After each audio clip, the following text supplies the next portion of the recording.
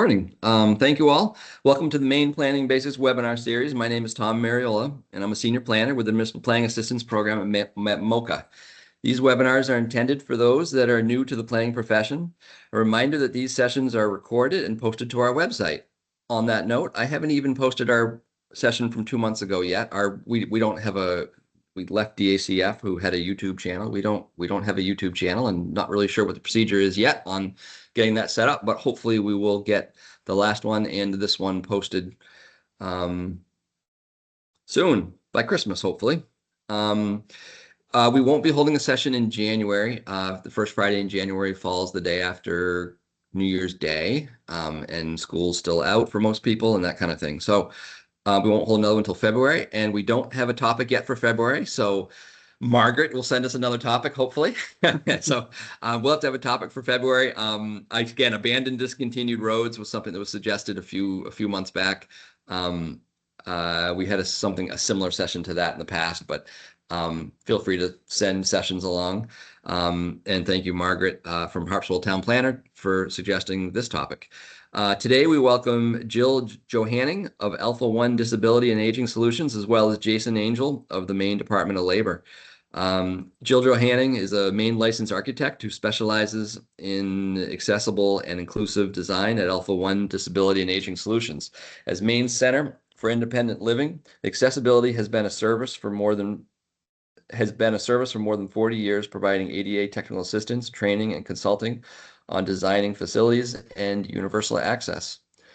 Jason Angel is the state accessibility coordinator for the state of Maine. He is a person with lived experience and disability who works to ensure all state agencies comply with the Americans with Disabilities Act, Section 504 of the Rehabilitation Act, Maine Human Rights Act, and other disability laws. His previous experience was as a technical assistant trainer and researcher at the New England ADA Center. Jill and Jason, thank you for joining us, and you can go ahead and begin. Thank you. All right, so thank you for joining us. As Tom just said, I'm Jill, so if you want to jump right into it, I guess. The next slide. We're going to be... All right, so what we hope to go over today in the next hour and a half is talking about some basic overview of accessibility laws that you need to be aware of as you're looking at planning, ordinances, codes, all that associated together. We're going to look at the difference between Title II and Title III under the ADA. And then also we're going to look at how 35 years of the ADA has changed over policy, planning, and ordinances, and how they impact your communities and how your design and your decision making. We're also going to review administrative requirements under the ADA. We're going to include temporary events in case that covers any of you or your communities have that. Make sure they're aware of that. We're going to touch on public rights of way a little bit, and then also recreation facilities. And I hope that as we go through, you'll see the big important part is education and training for all of your staff, anybody in your community, in your town that is dealing with the public with designing and planning, to make sure they're thinking about accessibility and the potential impact it could have on residents. So with that, all right, so this is a list of accessibility laws in Maine. Don't expect you to be experts and memorize this, but just want you to be aware that it's not just the ADA. So to go through, there is the Architectural Barriers Act, which is for federally funded projects or any federal buildings, if you have any in your community. That's the law that they need to follow. There's Section 504 of the Rehabilitation Act, which is for any program receiving federal funds. It must be accessible for people with disabilities. There's the Americans with Disabilities Act, which is Title II, state and local governments, which includes public transit if you have it in your communities, and Title III, which is businesses, nonprofits, commercial facilities, and it includes private transit. And both require compliance with the 2010 ADA standards for accessible design. Another aspect is the Fair Housing Act. Hopefully everyone's familiar with this in their communities. It's often overlooked and forgotten, but it applies to any multifamily housing project with 4 or more units. We'll come back to that a little bit, and that's a whole nother conversation. There's the Maine Human Rights Act. They have requirements for public accommodations and also multifamily housing. So it's a little bit different from the multifamily or from the Fair Housing Act. You may also be familiar with the MUBEC, or the Maine Uniform Building Energy Code. So the ICC codes, which just adopted version of the addition of the 2021 codes, has requirements, and it also references the 2017 A117.1, which is the accessibility requirements. And then NFPA 101 life safety may not impact you as much, but that's the code that the state fire marshal is looking at as well. And there is a little bit of accessibility requirements in there, but probably doesn't impact you as much. Next slide, please. So Section 504 of the Rehabilitation Act required that no federal agency or entity receiving federal funds can discriminate against people with disabilities. And that led to the ADA, which has the same mandate for non-discrimination, but without the federal funds aspect. Now, because of the complexity of the ADA, it was broken down into 5 different titles. Title 1 is employment, so that's your reasonable accommodations and non-discrimination. Title 2 is state and local governments, so we think about things for new construction and alterations, and then program access. Where does a program, service, or activity take place? Title 3 we think about commonly as commercial facilities, hotels, restaurants, and the sort, and that's your places of public accommodation. Again, the new construction alterations need to follow the standards, and they have obligations for readily achievable barrier removal, which I'll get into shortly. Titles 4 and 5. Title 4 is how people with disabilities like speech, hearing, visual disabilities access the telephone system. And then Title 5 is miscellaneous. How does the ADA work with other accessibility laws, a person's right to file a complaint, and then protection from discrimination if they file a complaint. Now, the Title 2 and 3 are where the 2010 standards for accessible design are required to comply. If I don't want to get too far into the weeds, but if somebody requests an accommodation under Title 1 employment for like a facility modification, then that would need to fit the 2010 standards. But most commonly, the standards wouldn't apply to things under Title 1, 4, and 5. Now, looking at kind of compare and contrast a little bit, we look at Title II for state and local governments. They need to provide an equal opportunity to benefit from program services and activities. And that includes places like, paying your taxes, recreation facilities, any social services, voting, town meetings, and things of that nature. When we think about like our businesses and commercial entities, that is providing equal opportunity to access goods and services they offer, which might require a reasonable modification to provide some of those services. So you're thinking of like gyms, hotels, theaters, restaurant, retail, and those kind of spaces. Now, one of the things to consider too is that sometimes public entities will contract um, different services from like a private entity or Title III public accommodation. Those Title III entities still need to meet the needs for the state and local governments. So you have to kind of be careful that making sure that any contracts don't discriminate and that they fulfill the needs required under ADA Title II regulations. Title II entities, so they have administrative requirements, which I'll get into more in depth, but it's providing public notice, doing a self-evaluation, appointing an ADA coordinator, a grievance procedure, and then a transition plan. And there's one of the key aspects to these administration requirements is the size of the municipality. And then again, I'll dig into those a little deeper. The other part for kind of a similar non-discrimination for Title III entities is readily achievable barrier removal. So essentially a business opens, you open up in a space and they're, operating within whatever facility they have. Business folks need to kind of take a look at what are ways they can improve their access that has kind of a low cost. So if it's an older facility with, say, round doorknobs, they can change the door hardware to lever handles. Maybe consider installing a ramp if there's a single step outside, things of that nature, so that will allow an individual with disability to access those goods and services.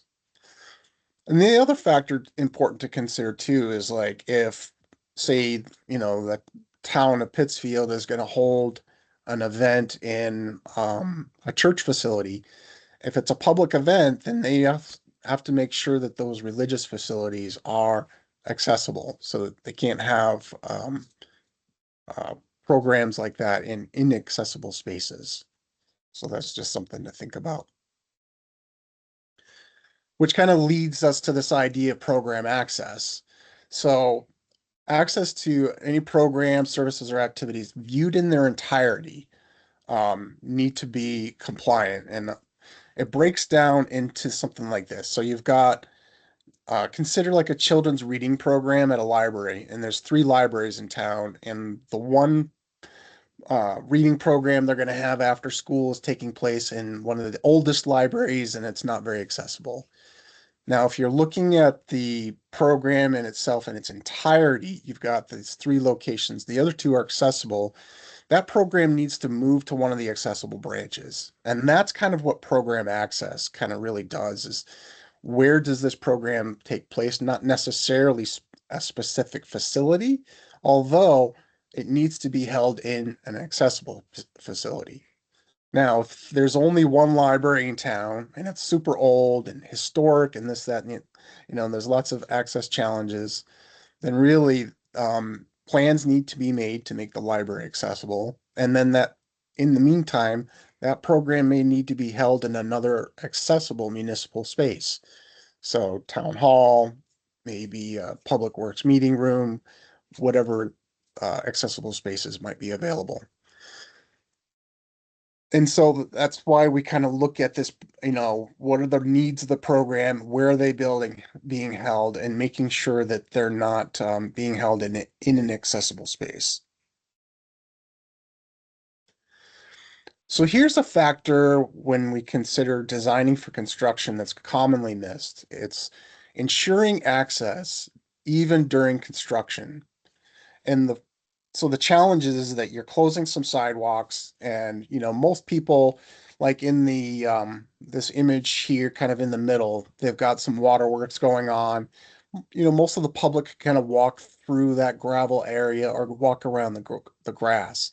The obligation is to ensure the continuation of an accessible route. So if there's a curb ramp closed off, you need to make sure that there's another access point on and off that curb. Commonly, in some cities, they'll close off sections of sidewalk and put the pedestrian route along the street, with protective jersey barriers. There needs to be an accessible route, a curb ramp on and off that curb, down the portion of the section, and then back on where the sidewalk continues. And so at the planning stages, if there's anything coming in from any public projects, you're going to want to make sure that any of your contractors are paying attention to that aspect. We're going to close off this portion of Main Street, the sidewalk, so we can do this work. Well, where's the accessible pedestrian route going to be? And we just want to make sure people are focused on things like that. Digital access. So this is something coming down the line. I think one of the biggest things is that the Department of Justice has kind of amended the ADA Title II regulations a couple of years ago, where they are requiring that public entities have their web and mobile app digital content accessible for people with disabilities. So having this digital access will better serve your community, including people with visual impairments, auditory, speech, cognitive, and neurological disabilities.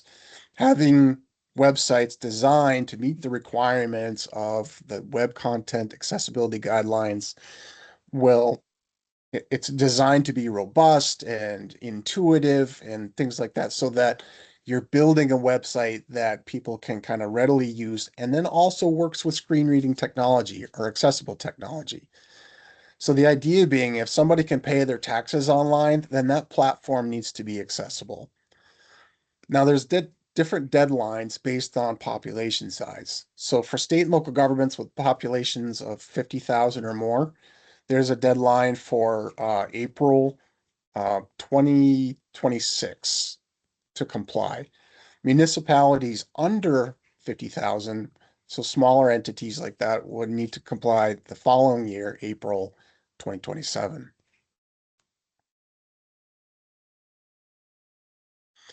I'm sure much of this is not new to you folks, but we just kind of want to make sure we're being thorough when we talk about access and public education. So we're thinking about the ADA, 504 plans, IEPs, and how they're tailored to an individual student's needs. Now, each plan serves a different purpose. The ADA plan ensures access to facilities and programs and services under the ADA. Typically, this is in post-secondary situations. A 504 plan is accommodations and supports for students with disabilities in K through 12 settings that don't necessarily require a special education, but still need that support. And then the IEP is a plan under the Individuals with Disabilities Education Act that outlines a specialized instruction and related services for students who qualify for special education. Now, the goal of all three is to remove barriers and ensure that students with disabilities have equal access to education and school-related activities. And so when we say something like it may exceed this design standards, it's because there's a customization, there's a specialization to meet a particular need of a student with a particular disability.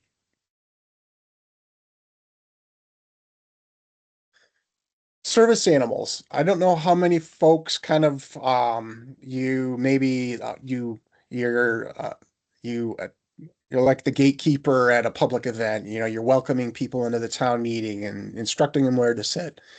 If you come into this situation where somebody's approaching with their dog, you have to, I'm sure most people can recognize a service animal compared to somebody trying to pass off their pets. So a service animal is any dog. So it's specifically regulated to that. Years ago, the Department of Justice wasn't as quite defined on that. And so people were interpreting, you know, their service animal would be anything from parrots to peacocks and things like that. So they really refined it down to dogs, trained to do a work or task specific to an individual's disability. Now, as a gatekeeper, if you ever have any questions, you can ask two questions allowed by the Department of Justice. And is that animal required because of a disability? And then what work or task has it been trained to perform? So what ends up happening very often, and I see this a lot, is somebody's walking around with their dog, and the dog is sniffing around everywhere, and you ask them, well, is that a service animal? I'm like, oh yeah, yeah. I always feel better when I take Fluffy with me, and I get a little sad, and it'll lick my face, and I feel better. Well, that's comfort, and that's not a trained work or task. If you were a person with PTSD and you had some health self-harming behavior, that dog was trained to intervene and just kind of interrupt that behavior. That's a work or task that it's been trained to perform. Now, the care and supervision is the owner's responsibility. So no barking, no growling, on leash, on the floor, almost all the time, unless it interferes with the activities they do. And then it would have to be under strict verbal control. And then if the animal is not under control, you can ask the person to get the animal under control a couple of times. And if they're still not able to, you can ask them to remove the animal, but you would continue service to the person. And also keep in mind, you can kind of tell who's trying to pass off their dog. A dog will betray its own behavior and act like a dog. They're sniffing around, they're not paying attention, where a service animal is focused and ready for work. Now, interestingly, the Department of Justice has a reasonable modification onto service animals and allows for miniature horses. And if you do have somebody coming with a miniature horse, there's still maybe a little bit of analysis on whether or not that miniature horses appropriate for certain environments because they are bigger animals and they're heavier, and there may be some factors in like that, but most commonly they would be, allowed to go wherever the public is allowed to go in any of your facilities. So, as I mentioned, as Tom mentioned in the introduction, I'm a person with lived experience. I have a mobility impairment. I use a manual and power wheelchair, and basically for the purposes of indoor and outdoor use, locomotion. Um, I have been looking. Actually, I got an email today from one of my colleagues that there's out the state of Alabama has got some really cool outdoor like adaptive equipment for outdoor recreation, and they may be considered other power driven mobility devices, so they're powered by batteries or fuel or the other engines, and maybe not designed primarily for people with mobility impairments. So in this case they were designed, they're like tank chairs type of thing, but sometimes golf carts, segways, um, really kind of beefed up scooters or side by sides or something like that could be considered on other power driven mobility devices. And then as gatekeepers, like if you're managing a park or something like that, you can take into consideration whether or not that's appropriate for certain environments. So like the type, the size, the weight, the dimensions, the speed of device, how much pedestrian traffic is in an area. Those are factors in which, an entity can decide whether or not that's going to be appropriate. Even like wildlife setting, like if it's protected area, you're not going to want people burning through with, certain gas powered mobility devices, that could interrupt the delicate balance of nature. So this is one of the things to consider as a reasonable modification of the policy of whether or not you permit something like this on a particular space. So I have time for questions. If anybody's got any questions, we'll just take a second. I can't see the meeting thing. So if somebody has a question, please unmute yourself and speak up. No problem. I don't see any questions right now. I was, Okay. oh, I don't know if someone piped up. Maybe not. Or you, Uh, or you can enter it into the chat if that's easier for you too. We're not here to yeah, call you out. something that comes to mind that I don't know is on the mind of others here or not. I don't work for a town, but a lot of times boards I've been on for towns, you have like well, that's not my job attitude. So like when you're on a planning board or you're, I don't know, maybe even town staff, I could see it happening, where you get an application for a project and you think, well, that's not like that's not, you know what I mean? Like whose job is it? So I'd be curious at some point before we're done today to sort of, who's the buck stop with, right? Is it the planning board? Is it the CEO? Is, who, that's kind of that's kind of where my brain goes. Of course, some people on the call are more experienced with projects for towns or larger towns where they see it more often. But a lot of times in smaller towns, in my experience, um, it's like everyone just sort of deflects, right? The question, the issue. So anyway, that's something that kind of is planted in my head as you're talking. Right. Well, So that's interesting before, that oh, I was just gonna say before Jason starts with this next slide, which will answer your question, I think you'll see that it's everyone, like everyone involved has a responsibility. So, but I'll let Jason go into more detail about that. yeah, it's exactly right, Jill. I mean, really, it comes down to, when we're looking at municipalities with these administrative requirements, municipalities of a certain type have an ADA coordinator. So even if you don't have an ADA coordinator, there's still somebody in the town that needs to make sure they're considering what are we doing for the town's obligation under the ADA. So either handling complaints, ensuring that, projects are going to meet the 2010 standards. So I'm to kind of keep going on that. I'm going to go through some of these administrative requirements now. So The first two requirements apply to all municipalities, and the last three requirements are specific to larger municipalities. So all public entities must provide information to the public about the ADA and how it applies to that entity. So essentially, the town of Newport, it doesn't discriminate against people with disabilities. If you have a complaint, please bring it forward, information on the, who to contact or whatever the case may be. It's, promotes your disability rights, your protection against discrimination for all services, programs, and activities. Now you can put to that notice in the public entity's website. You can include it on social media, post it in the facilities themselves, or even publish a notice in the local newspaper. The idea being is that, you're making a statement that this, town of the Bangor or the city of Bangor doesn't discriminate against people with disabilities. Now, all municipalities were required to do a comprehensive review of all programs and activities, services operated by the public entity. Now, this was after the ADA was passed, and these evaluations were required to be done in January of 1993. Now, between now and then, it was an awfully long time. And even in that time, in between that time, we had the amendments to the ADA, which brought forth the 2010 standards for accessible design.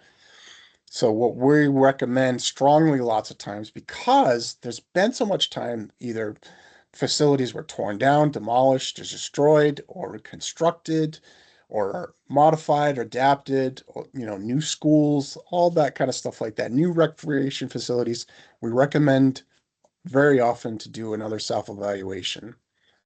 And that will lead to a transition plan for some communities. Now, the link here, www.adaactionguide.org, is a free resource from the New England ADA Center. And this helps entities implement the Americans with Disability Act. It'll go through each of the steps that I'm kind of going through now, and will also provide guidance on those steps and even example forms.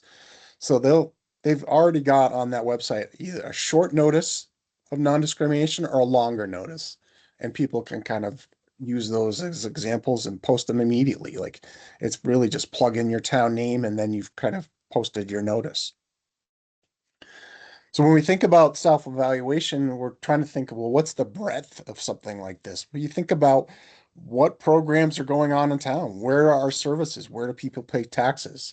So you're looking at, your city clerk's office, your council on aging, schools, veterans affairs, libraries, the whole town in itself. And you're trying to figure out, where does the public go to do things in these facilities, and what programs do you even have digitally? So, those are important factors. In this image here, we have a budding research assistant highlighting a particular issue that Jill's going to expand upon here for a minute. Thanks, Jason. Yeah, it's just an example that it doesn't impact just people with disabilities. So when you don't have policies in place to make sure that whether it's a public snow removal or private business, you're putting kids and other pedestrians out into the street. If you have certain snow removal equipment in the bottom image that leaves a layer of snow on the bottom, and like this week, that's going to turn into ice or freeze, it doesn't become an inaccessible surface and it stays like that all winter.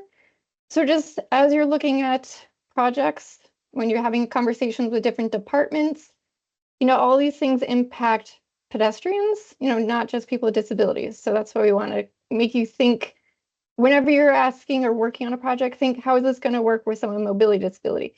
How is this going to work with someone that has a vision disability or a hearing disability? Like, if you can answer that question, it works, great. If not, then maybe you need to go back and figure out, okay, how is this going to work? How can we change this to make it better? These pictures also remind me. So I lived in Massachusetts for several years, and there was a news story that I have not forgotten, where in Peabody, the sidewalks were poorly maintained, and a woman in a wheelchair was struck and killed because they were using, going down the street. And so when I see these pictures, and been through some communities around where I live and I can see the sidewalks. And like, as a person in a wheelchair, would have an extremely rough time being on that sidewalk. So, I would be in the street, trying to get from point A to point B for whatever reason. But yeah, it's one of these things where, maintenance of accessible features or your sidewalk facilities as a program being surveyed in these self-evaluations is super important. So now those two aspects were required of all municipalities regardless of size. Now, when you've got municipalities with 50 or more employees, that's where a designated employee needs to be assigned to coordinate the accessibility efforts of that municipality. So they'll do things like investigation of complaints and noncompliance, but more importantly, you want them to be proactive. So in my role as state accessibility coordinator, I am really working to make sure that I'm not just reacting to, say, complaints or, issues that people are having accessing some of our activities. I'm actively searching on how can we make some of our facilities better, improve those user experiences for, anything like programmatic in our state parks. I've been working a lot on that recently.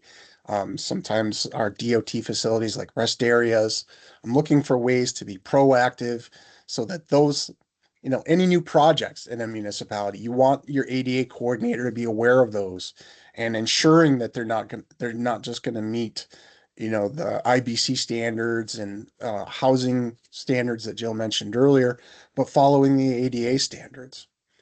Now, that person's contact information needs to be made public so people know where to find it. You do that in your public notice.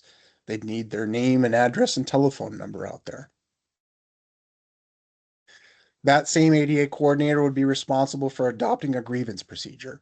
So somebody wants to file a complaint because the drop box at the library is too high for them to reach, or the hardware to open and close the the device is too difficult because it requires tight pinching, twisting, or grasping of the wrist. The public needs to be able to go, have an outlet in which to file that complaint. And what it does is that these complaints are handled locally, by either state or city or town, where the towns can kind of manage it themselves, address the concern, and then it doesn't require that that person file a formal federal complaint with the Department of Justice. And so in some of these images, these might be causes for people to file complaints. Like, I'm going down the sidewalk on Water Street and there's overgrowth into the accessible route of the sidewalk. Or there's trees growing down into the protruding objects. So there should be overhead clearance of 80 inches. And so that goes into maintenance of accessible features that's brought up through this grievance procedure. But your ADA coordinator would be responsible for providing the notice, doing any self-evaluations, doing the grievance procedure, and updating a transition plan if one hasn't been done or if one needs to be updated. So again, as I mentioned back when the ADA was first passed, it was really meant for people with disabilities to get out there and participate in their communities. Go vote, go to the library, go to the town meetings, and then they did the amendments, I think in 2008, which led to the 2010 standards for accessible design, which all of a sudden now included recreation facilities. So Congress and Department of Justice and advocates wanted people to be able to recreate.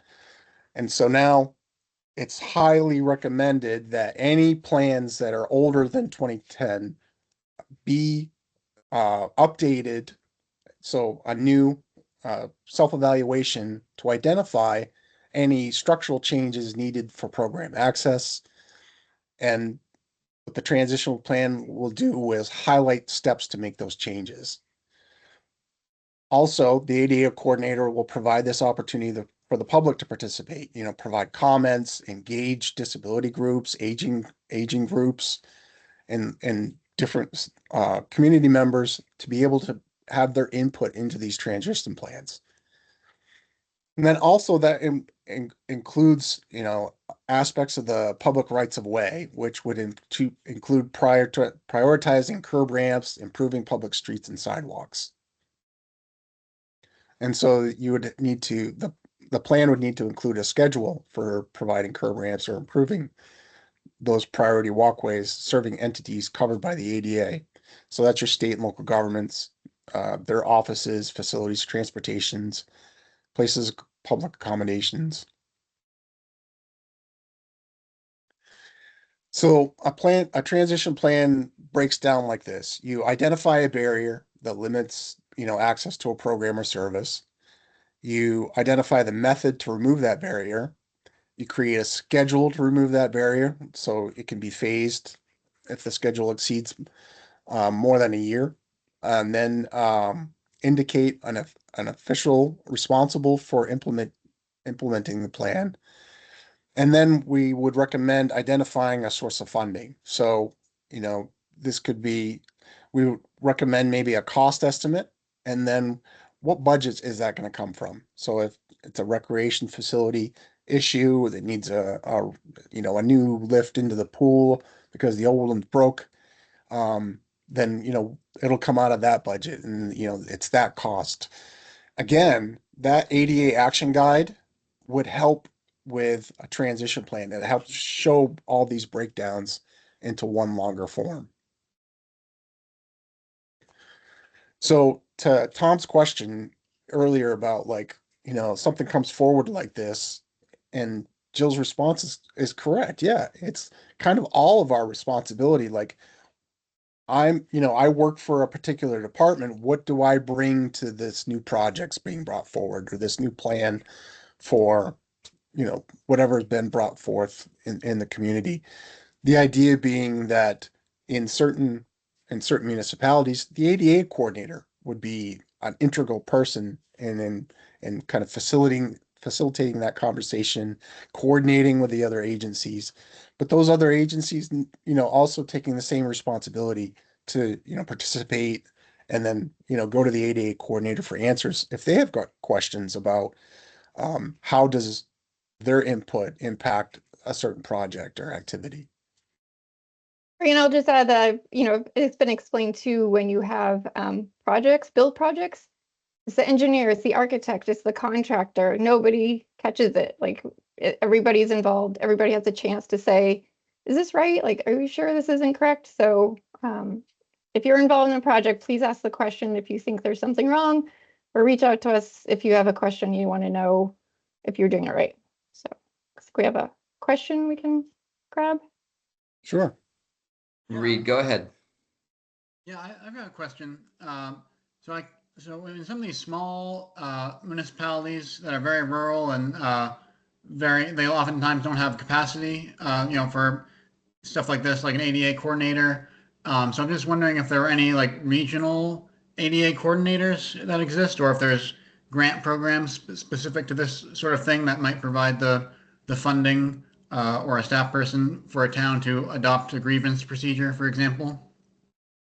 There isn't currently, but it's a great idea. I mean, what can like a county level ADA coordinator do?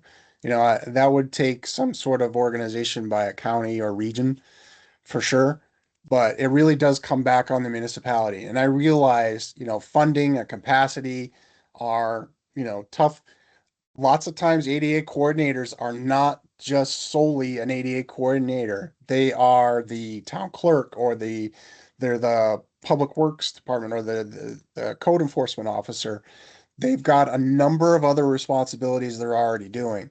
The problem is that the town is still obligated to meet these requirements. Now, they you're right, they won't have an ADA coordinator, but somebody in the town kind of has to kind of keep an eye out. And in many situations, it's been, the town manager or like somebody in public works or something like that. Right. Okay. Yeah, that makes sense. John, go ahead.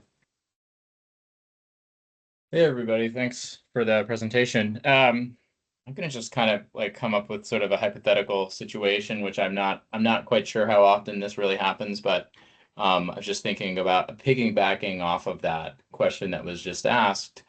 If you have a person in a small town who and they are not an ADA coordinator officially, but they're interested in and maybe including some language, in their ordinance. They're involved in forming ordinances. Is there an easily digestible resource that we could point them to kind of get started? So the New England ADA Center has several different web courses that somebody could kind of go through that'll give them like understandings on self-evaluation transition plans, um, basic architectural access laws, employment, different things like that. The ADA National Network has several fact sheets that do some similar things. Like they'll they'll do a short breakdown on service animals, or they'll talk about accessible parking and things of that nature. And so it really, that's the challenge, is that you have a lot of municipalities where if this doesn't confront somebody, that there's a good chance it could be missed. So the idea being that, well, we haven't dealt with, having to provide a sign language interpreter for our town meeting because it's never come up before. And so the town clerk says, well, I don't even know where to go get, you know, start to, figure out how do we get a sign language interpreter. So then you Right. would, reach out to the ADA centers, reach out to Jill or myself, reach out to the Division of the Deaf, Hard of Hearing, Late Deafened, you know, going out and, like having that person take that ownership and go out and, track down these answers. And so, like, one of the common things that we see in small towns is a new playground, and that lots of times the access portions of those things are missing. So they'll put in a whole bunch of wood chips because they realize that kids, can't fall and get hurt, but then put like a big curb around it. They don't, there's a lot of different access elements which that folks need to kind of like reach out to be sure like the projects they're doing are going to meet these requirements and meet these requirements for access. Mm-hmm. Thank you. Can you repeat the New England ADA Center? Was that the first place you mentioned? Yep. And Okay. and the ADA And National Network, National that's where you Network. get your fact sheets. The Great Lakes ADA Center has, if you, they've got a menu on the side. It says services, I think it says, and then there's a link for trainings. They have an archived section of past webinars that I still use on a regular basis. It breaks down everything Jill's going to kind of talk about coming up with the different design standards. So they've got chapters on accessible routes, plumbings, playgrounds. As a matter of fact, in preparation for today, I was listening to their ADA Title II requirements for municipalities, just so that it's people from the US Access Board, and they're talking about several of the factors that would apply to municipalities or even different situations like outdoor dining or something like that. Thanks so So Yeah. much. that's a super good resource. Yeah, good to know. And you can get the PowerPoint slides, and then lots of times they have the live recordings. And just kind of like today, they're about an hour and a half. Super, super informative. There are a lot of great resources out there. It's just how to find them and trying to find them. So that's why if you Right. reach out to me, I'm happy to point you in the direction, give you the best option. Alpha One is the main affiliate of the New England ADA Center. So we've got access to those resources in the network, which is super helpful and covers a lot of information. But also one of the other, to get back to one of Tom's answers, who takes responsibility, is what it's you folks on here today are taking part of this responsibility. So going back to your communities, for the gentleman that spoke up about, the small towns and the regional, ADA coordinator, bringing this back to your towns and surrounding towns to let them know that this recording is going to be up, that these resources at the Great Lakes ADA Center, the New England ADA Center, Alpha One are places to get in touch with folks to get some of these answers, to be prepared when a new project is being proposed. that a new town hall is being talked about being constructed because the old one, you know, just is not efficient anymore. It doesn't work for meet the town's needs. All right, so we'll move on. Questions? All right, so now we're going to look at the actual more design aspect of it. So as you're thinking about planning and policies, this is the 2007 ADA standards, how it's organized. It's the same for A117.1, which is the accessibility requirements under the building code. So we're not expecting to be experts in this, but just understand this is where you find the information if you're looking for some basic ADA questions. So chapter 2 is the scoping part. That is where you're going to find how much you have to make accessible or how many, same as an IBC or IEBC, the existing building code, depending on what you're working on. Then chapters 3 through 10 are the technical details, and that's where you're going to find out how to make something accessible. The only difference is under chapter 11, the building code includes dwelling units. That's about the same as the Fair Housing Act. So they've incorporated that to make sure that it doesn't get missed because, as I mentioned earlier, it gets missed. So these are the basic things to refer to. So remember, you have to check chapter 2 or IBC and the other chapters. So there's multiple places you have to check depending on what your scope is. Next slide. The other big question we get a lot is, does it have to be accessible? And I hope if you take away anything from today, it's the thought that, yeah, everything has to be accessible unless you can meet an exemption. So the thing to keep in mind is that the state fire marshal only reviews certain projects. So there's certain things in your community that they are not going to review. They also are reviewing for only ADA and life safety. So they're not going to catch anything that's required under the building code or under Fair Housing Act, Maine Human Rights Act. So just because it's reviewed by the fire marshal doesn't mean that they're going to catch everything or everything doesn't get reviewed by the fire marshal. And the only way that you enforce the ADA, if it's not caught by a code official during construction, is a complaint. So that's someone coming forward filing a lawsuit. So other things to keep in mind is that it applies to new construction, it applies to additions and alterations. The ADA also applies to temporary facilities and fixed and inaccessible elements. So just on the back slide, just a reminder that these are the minimum requirements. The ADA was last updated in 2004. That was a long time ago. We've had a lot of technology change in that time. The building code is updated about every 5 years, so it incorporates a lot more design trends, technology.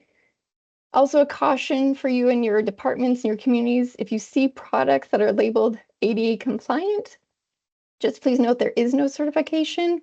The product has to be designed and built and installed and maintained to be accessible. So just a red flag. I just like to caution people that. So now into the next slide. After looking at these examples of playgrounds. So as Jason mentioned earlier, there are different types. So existing facilities is anything built before the ADA went into effect in 1992. You can find the requirements under the International Existing Building Code. Alterations require some compliance with the standards. Any additions are considered new construction and require full compliance. And new construction, again, full compliance. And on the left, if you haven't been into the Penobscot Narrows, you can get all the way to the top in a wheelchair. So again, thoughtful design from the beginning to make sure everybody had the same experience. Next slide. All right, so we're going to look at a little bit of difference between Title II and Title III. So one other big thing, there is no grandfathering. I still hear a lot of people ask if it's grandfathered. Maybe it is under the building code, but not under the ADA. So you may have to alter or acquire equipment to make that program access that Jason talked about earlier. You may have to reassign services to accessible buildings like the story time at the library. Look at assigning aids to beneficiaries. Think about home visits even. Are you delivering services to alternate sites? Make sure you have accessible transit vehicles. The image on the left is a historic library. There is a small little blue sign pointing to the accessible entrance. This is required on buildings if you have non-accessible entrances. I bet you have lots of buildings in your communities that do not have signs. This is something that's easy to change just simply let people know that there's an accessible entrance that you can get into the building. Next slide. Then a little bit different under Title III, same, no grandfathering. Businesses have an ongoing obligation to remove barriers and what's called readily achievable, and that's easy and affordable. So it depends on the size of the business, the resources that you have, what the barrier is. So if it's a small mom and pop shop, they're not going to have the same obligations as like a Walmart or Hannaford. Their obligations vary from year to year. On the left is an example of a historic street. This business has one step. They have a portable threshold ramp that they pull out. You know, this is something you can think about with planning if you're ever maintaining or updating your sidewalks. Can you talk to local businesses that only have one step and modify the sidewalk and raise it so you don't have to have these portable ramps? We have some really nice examples around the state of how communities have done this. Concord, New Hampshire has a really great example.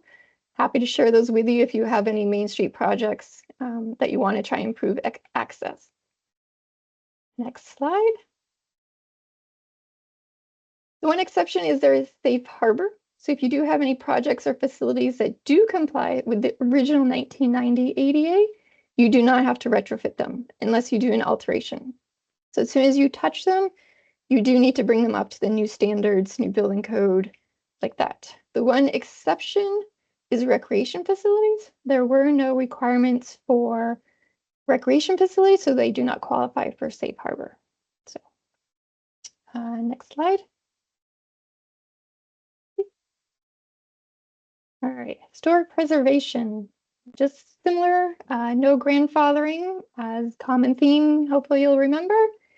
If it threatens to destroy the historic significance of the building, you don't have to do it, but then you do have to think of how can we provide access. If you can't get someone into the building or get someone into the toilet, the second floor, what can you do to get people as much access as possible? So two examples on the left of historic facilities that provide a sloped walkway up to a side door to get that accessible entrance. Next slide. Some other things to think about with historic preservation is your programs. So again, the priority is to get the physical access into the space, but where you cannot, their alternates are can be provided. So audiovisual materials to depict what's in the portions you can't get to, assign staff to help guide individuals. We're finding a lot of facilities are using that Matterpoint with 3D tours inside, which is really great. It works for people that are at your facility or that are on the other side of the world. It's a pretty cool option if you can't make something accessible. On the left is an example of the St. Louis Gateway Arch Museum. They realized there's no way you can make the arch in St. Louis accessible for people with mobility disabilities. So they did this real scale mock-up, and it's actually worked really well for people who are claustrophobic. So when you do things like this, you find ideas and opportunities that benefit more than just the people that you're designing for. So these are live video streams in the TV monitors that show what's happening outside, so you get that same experience.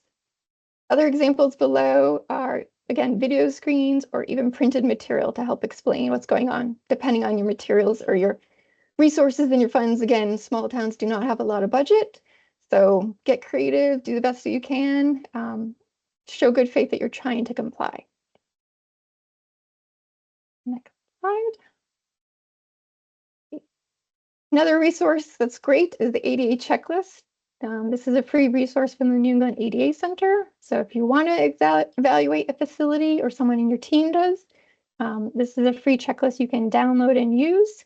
I'm working with one community that's going to try and do it on their own. So I'm hoping that it works for them. And if not, I offered to help them if it gets a little tricky or gets a little hard if you haven't worked with the accessibility standards. But it's a great resource as a starting point. And just an example of the many resources that are available on the website for links. Next slide. All right, so as Jason talked about construction earlier, please maintain your accessible features. That is a requirement under the ADA and the Maine Human Rights Act. So please don't let your facilities, your town council, your communities, your volunteers, move things, put things in different places.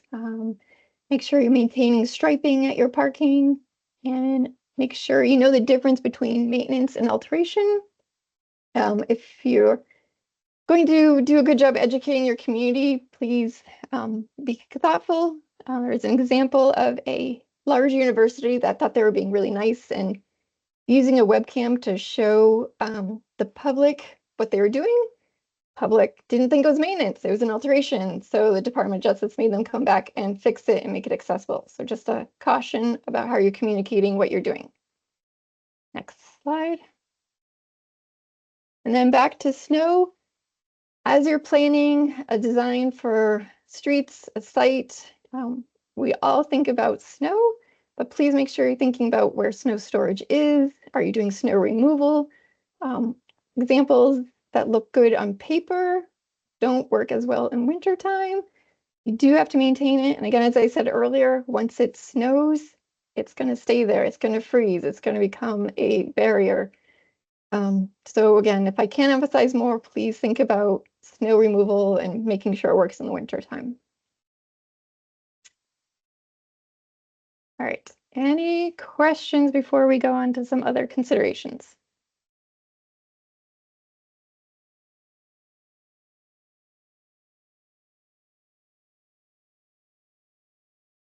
All right, if not, we can continue.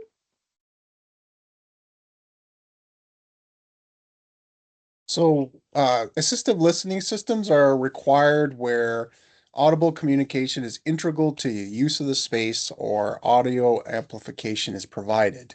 The idea being that if you've got a sound system that people with disabilities are allowed the same access, to for those announcements or what are meetings or things of that nature. So this if you have listening systems, signs are required to indicate that they're available. The number of required receivers are based on seating capacity. So, a town council meeting room will be a lot different from, say, the TD Garden in Boston.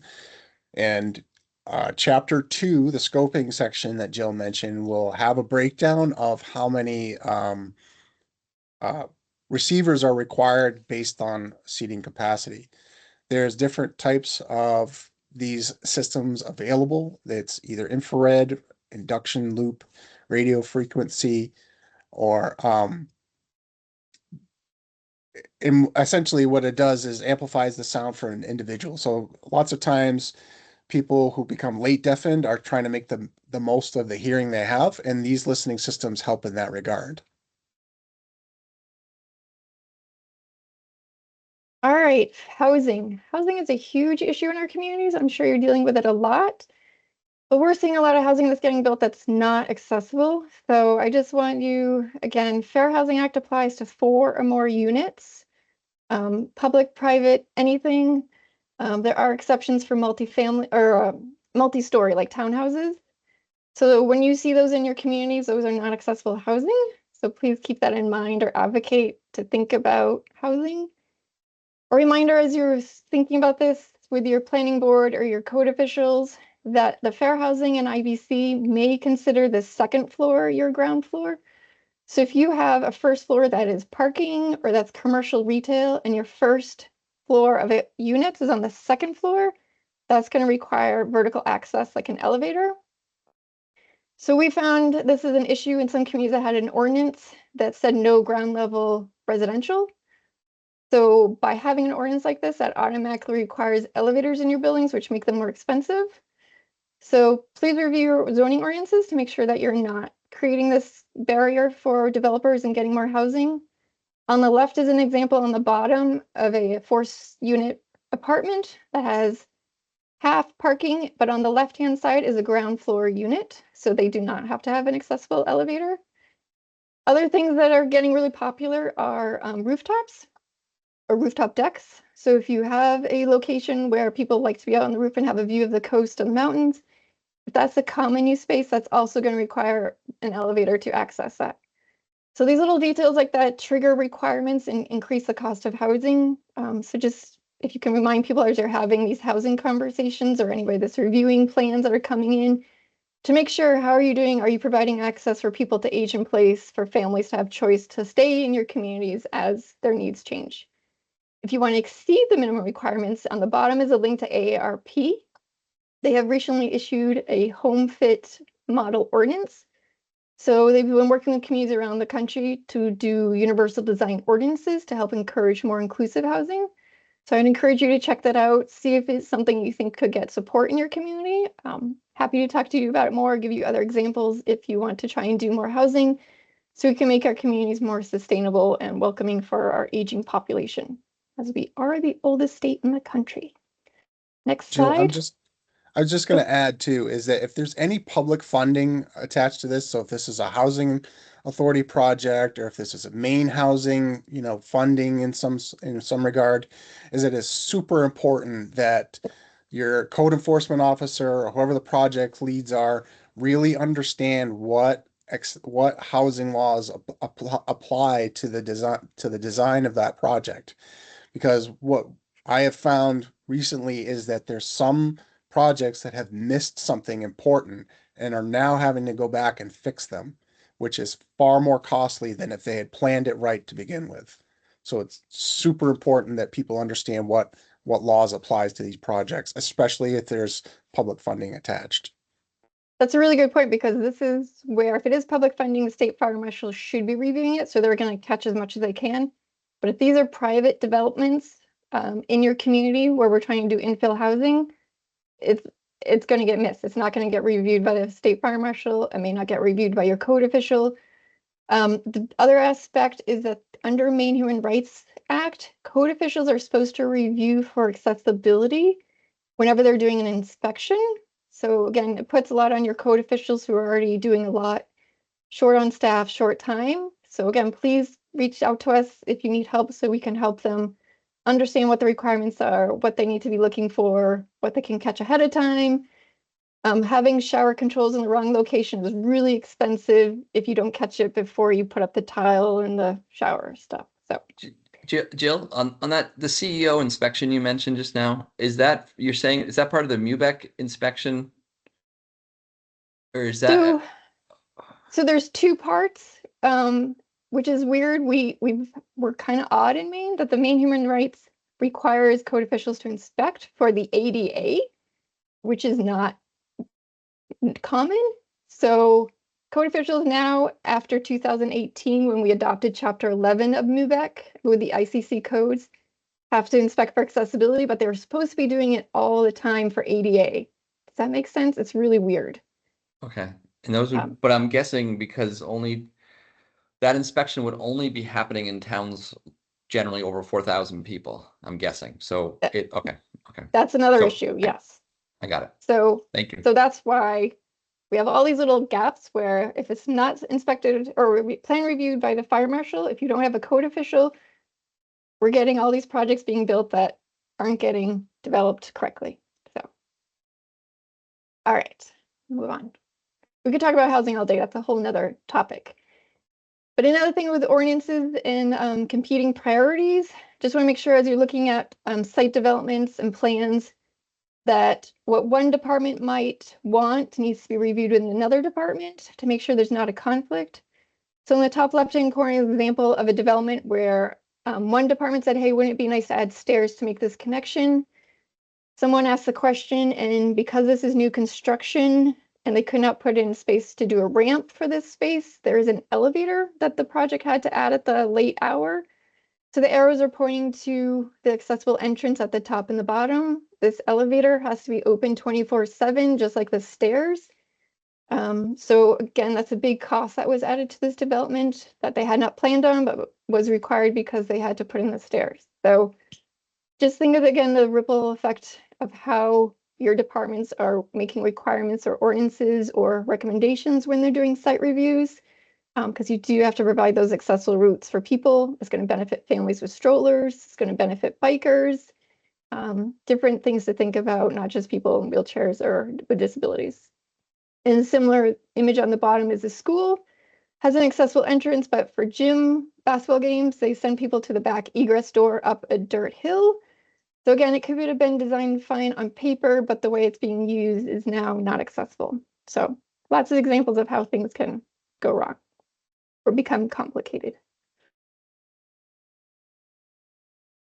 Next.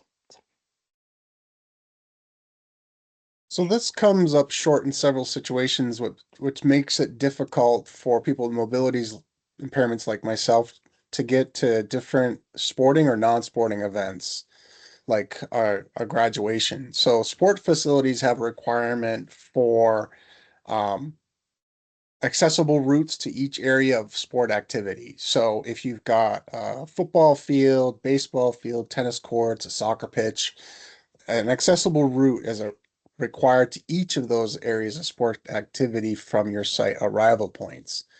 So then the field itself, so it's just to the area of the activity, not onto the field itself. I just want to make that distinction. Also, you have to consider an accessible route is required to things like your concessions or restrooms or other type of facilities that are part of any of that sporting facility.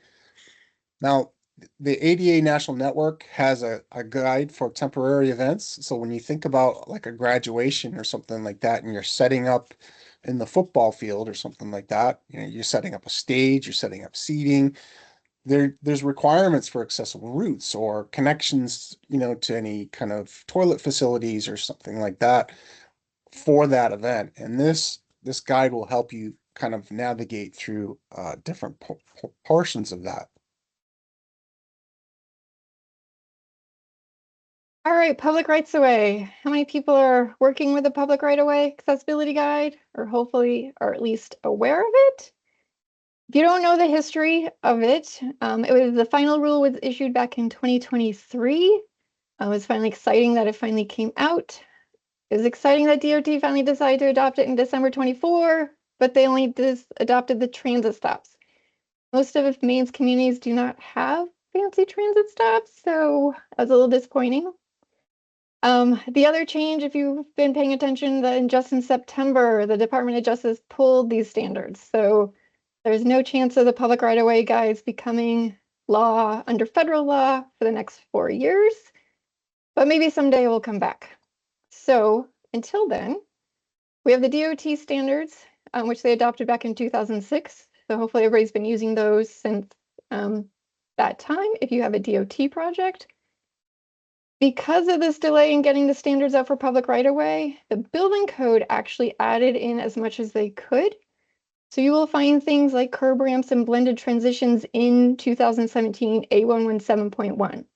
And again, this was tried to address a gap in the design system. So again, if someone says, well, the public right-of-way doesn't apply, it is in the building code. The public right-of-way is best practice to follow until it becomes adopted as federal law. It'll also show good faith that you're trying to comply with your obligations for Title II. So hopefully that makes sense and hopefully everyone's using it. The other challenge is, you know, things that are changing that are not incorporated in there. And the big thing is bike lanes. I'm excited as an active transportation user to see the bike lanes that we're putting in our communities, but I really caution engineers and landscape architects to make sure you're thinking about people with disabilities. This is one of the biggest complaints I'm seeing in other communities is where you have the bike lane next to the sidewalk, next to bus stops. If you're someone that can't hear or can't see bikes, is that safe? There are lots of great guides out there on accessible bike lanes. So if you are planning any in your community, please let me know and I'm happy to share them if you don't already have them. So again, so we can get ahead of this before we get too many bike lanes that are safe and dangerous for pedestrians. If you don't have the public rights way, there's lots of guides online that are a great resource if you want to learn more about it. And as Jason mentioned earlier, there's actually a webinar coming up on December 16th to review the public right of way on the accessibilityonline.org if you want to learn more or get a refresher.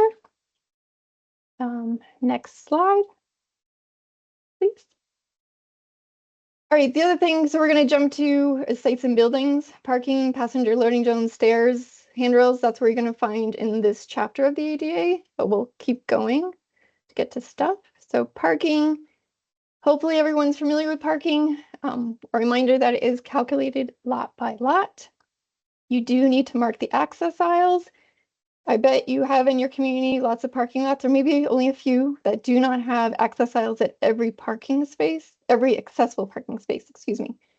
Lots of times when I see parking lots restriped, the access aisles disappear. Please make sure that your communities are coordinating with contractors to make sure all the accessible parking spaces have access aisles. Lots of times, again, a building permit is not required when you're restriping. So that's another opportunity where things get missed. Van accessible spaces need to be larger. Again, reminder or encourage you to not use the larger access aisles. Like the image in the bottom left-hand corner, the 8-foot access aisles are the same size as a parking space. And a lot of people who have placards, especially older drivers, don't realize that that's not a parking space, so they end up parking there. And the worst thing is to come back to your vehicle and you can't get back into your car if you have a disability. So we encourage your 11-foot access or 11-foot parking, van accessible parking space with a 5-foot access aisle to hopefully discourage users from trying to squeeze in between cars. And again, 2017 has on-street parking. So if you do want to look at accessible parking for streets, that's another place where the public right-of-way has been pulled into the code. There are exemptions for trucks, buses, delivery, other details. If you have hospitals or rehab, requires additional parking calculations. So, next slide. The other big change is EV charging stations. So it's nice to see accessible vehicle charging stations being pushed throughout the state as an option. It is in the new building code. So again, ADA has not been updated since 2004. Building code has been updated and has requirements for EV charging stations. So if you have any of those in your community, please make sure you're looking at the resources and the requirements. The Access Board has a nice guide to show you how to do it well. There's some different options because the idea is that plug-in chargers are on different sides of the vehicle, and it may not be the same side that you are getting out of. So you've got to have access all the way around the vehicle for a driver to get out of their car, plug it in, and get to the device. Efficiency Maine also has a guide. If you can find it on their website, it's kind of buried down below, but it's there. So it's looking at operable parts, accessible routes from the EV charging. Lots of times EV charging is put at the back of the site because that's where the power is. If you put your accessible EV charging back there, I've got to get from that parking through the parking lot to the accessible entrance. So just make sure you're thinking that when you're looking at where you're installing or adding these EV charging stations. It's a 5% minimum one. There are exceptions for residential building types. And encourage you not to use the international symbol of accessibility on the parking space, like in the bottom left-hand image. These are not accessible parking spaces. Anyone can use the accessible EV charging station. You're encouraged to use signage on a vertical post that says use last. Again, the idea is we want everybody to use the other EV charging stations first, but someone can use it at the end. And if you have multiple types of EV chargers, like the different speeds, one of each type has to be accessible. So again, thinking about that as you're looking at how many you're installing, where they're being installed, or how many different types. So next slide.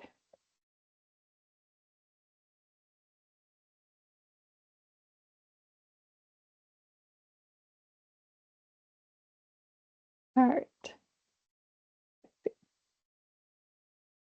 All right. We'll keep going. All right. Temporary events, as Jason mentioned earlier, Sorry. you have to maintain access. So again, here's a reference to the temporary planning guide, similar to what Jason was mentioning earlier with the athletic fields. Want to add anything else? No, that's okay. I'll take it from here.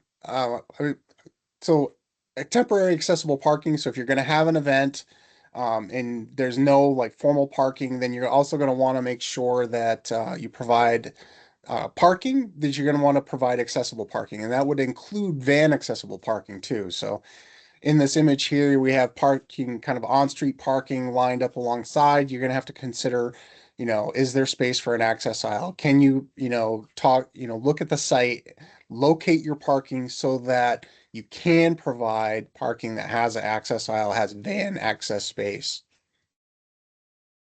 One of the things that are kind of challenging or common, I should say, is that temporary events are held in parks. And so consistently, like a cheese festival, garlic or bluegrass, they'll put it out in the middle of a nice grassy area and it's, people can wander around and it's real nice, but it doesn't set up for having a good accessible route that's firm, stable, and slip resistant. The grass gets wet, maybe it's first thing in the morning with a dew, becomes slippery. There's inconsistency with going over grass. So really, it comes down to that planning stage of having vendors set up alongside a roadway, a park access road or alongside sidewalks within the road, and then, park in other spaces, being thoughtful about, where you're setting up, what your accessible routes are going to be like to vendors, to, concessions or restrooms is really important in the planning stage. And that also leads to the toilet rooms too. You're going to require to have portable toilet rooms, 5% required to be accessible. Lots of times they're clustered like they are in the top image on the left. And in that image, there's a challenge. They put it on the grass again because, oh, look, it's out of the way. Well, they put it on a curb, so rendering those accessible portable toilets inaccessible. We'd encourage, making sure you place it somewhere where there isn't that kind of obstacle, and even splitting them up. Put a cluster on one side of each, one side of the event and the other so that people aren't having to race from all the way from one side to another, ensuring that there's an accessible route.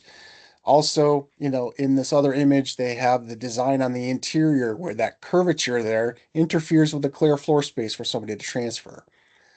And then there's also mobile accessible restrooms with adult changing tables. These are an option you can consider, making sure that they're accessible so that lots of times they are on a trailer.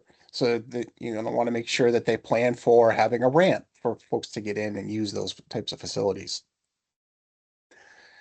So recreational requirements is no safe harbor. So 2010 standards, are come into effect on March of 2012. And so programs, again, this that program access. When we look at things like recreation facilities, these are the types of things like, all right, now we need access. And a good example of that, whether it's either public or private, are swimming pools. Immediately, when this was passed, they needed to provide some level of accessible entry into their swimming pools. And so, Chapter 10 is really kind of that whole section I talked about recreating. So, we've got things like amusement rides, fishing piers and platforms, golf facilities, play areas, and the like. So for communities at the water's edge, here are some guidelines for access and boating facilities. They apply to fixed and floating marinas. The scope and dispersion of accessible boating slips are important so that, everything isn't kind of clustered in one area. Where the tide affects things will also affect like the gangway and how long a gangway will be. You'll find this in greater detail in section 1003. Now the exception here is ferry docks because ferry docks are considered under transportation. Exercise areas. So fit parks are becoming more popular in different municipalities or interior public, like rec center exercise areas. A clear floor space is required at each type of equipment.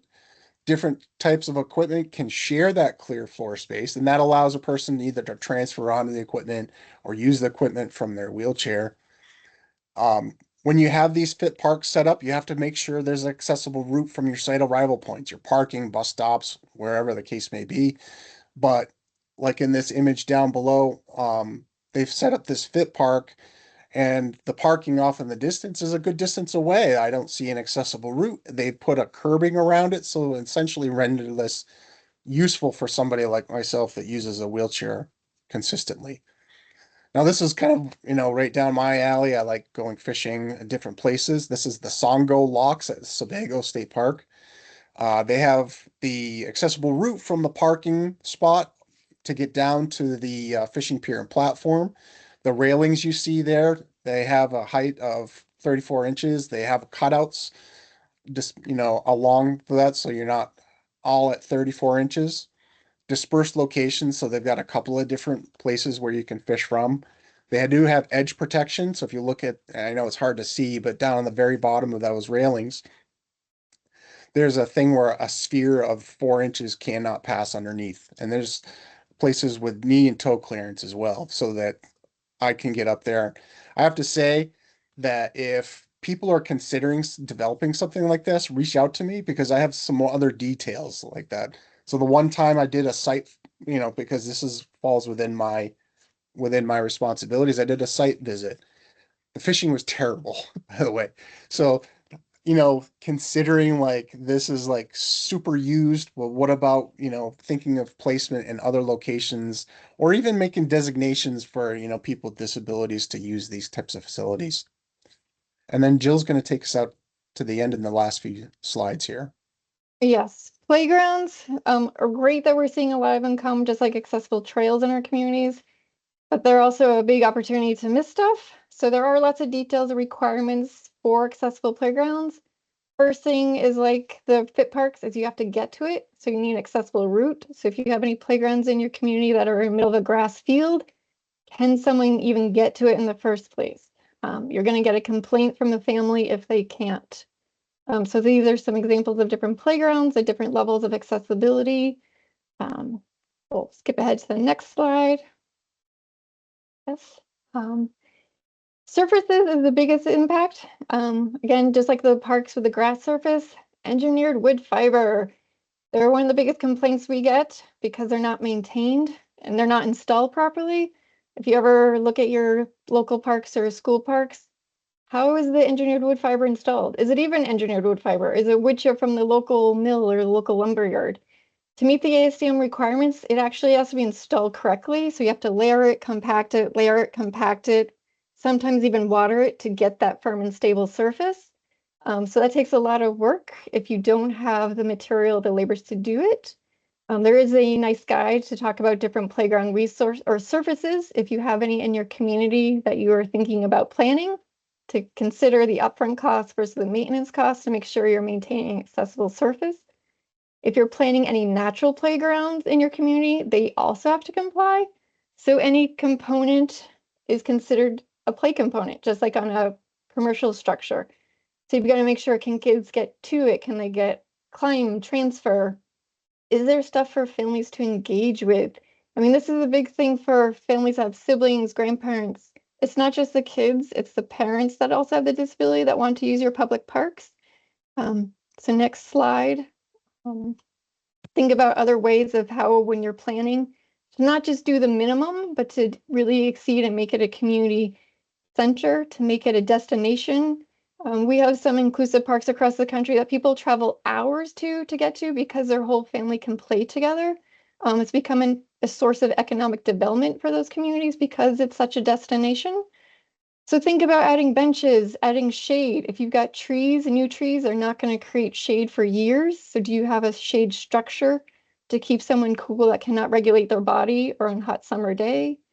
Communities think about sound, about fences to make sure it's safe for kids that might like to wander or run, and just making sure there's options that the entire family can enjoy and have choice to enjoy your communities and work together. Next slide, quick. We'll skip over pools since Jason already talked about it. If you have any pools in your community, give us a call, happy to help.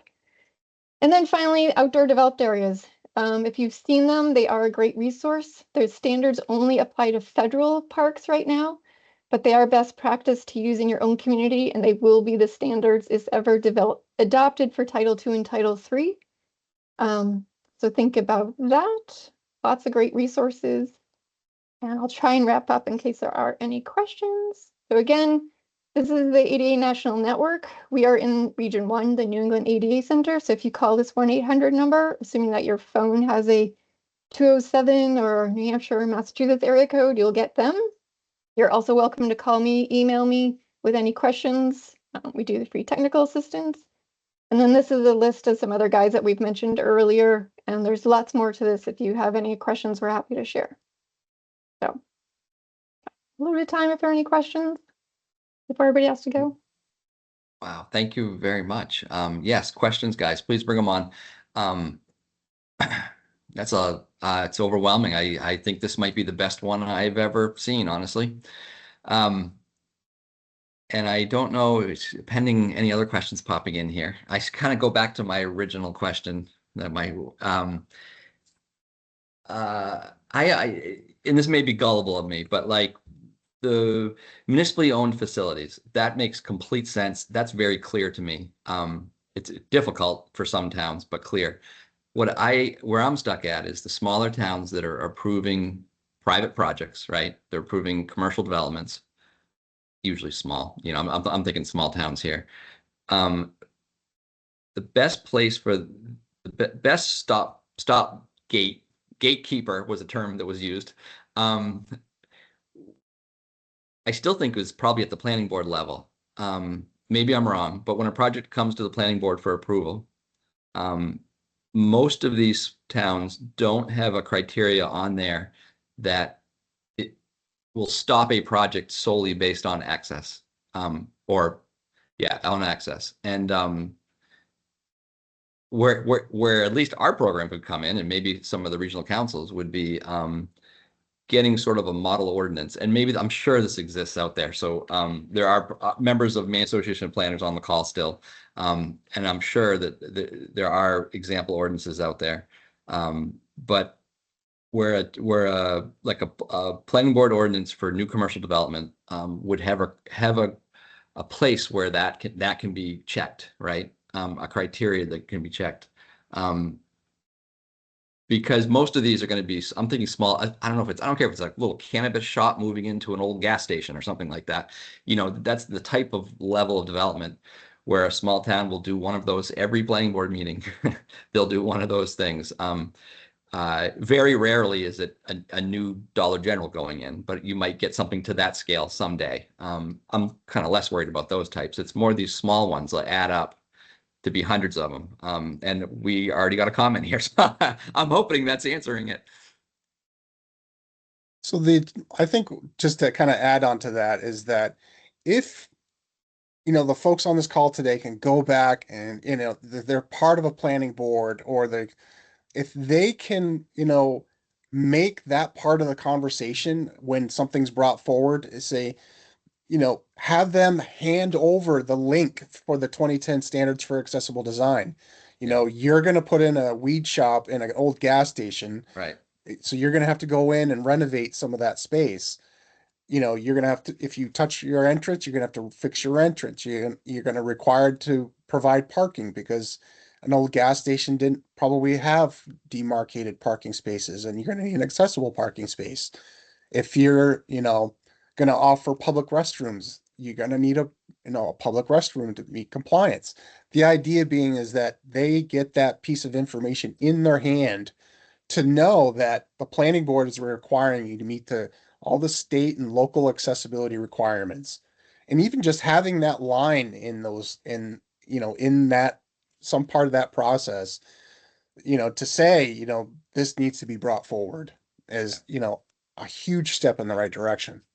Right, and I'm just going to add that because these things get missed, because not everybody's an ADA expert, and I mean, code officials reach out to me with questions, planners reach out to me with questions when they have projects, but in some states, you're required to have a certified access specialist on your project to review the plans, to check them. So just like we have consultants for sustainability, for code review, for life safety, we really should have accessibility, someone looking at it, because things get missed. So I'm not saying that Maine has to adopt certified access specialists like other states, but please ask us questions. I'm happy to take a look at a screenshot to say, yes, did you do this? Because I have worked with communities where they missed a Fair Housing Act requirement for an accessible route, and it would not have gotten caught if I hadn't said anything. And because the engineers didn't catch it, they weren't aware of it because it wasn't in the building code, they thought, or not under what they're usually doing. And nobody on the planning board knew it. Someone questioned, do we have to do this? And the chair said, yes, we do, because it was brought to our attention that it was a law. So if that person hadn't said that, they were going to make a variance for this housing project and it would not have been accessible for any residents. So yes, it's a huge issue. We've been trying to advocate for it and happy to continue the conversation about how we can help and make it easier for small communities to be more inclusive and sustainable. All right. Pending any questions, thank you very much. Reminder that our next webinar will be on Friday, February 6th. Please send any suggestions for future topics. And thank you very much again. And we'll see you guys in February. Thank you. Thank you. Thank you for having us. Bye-bye.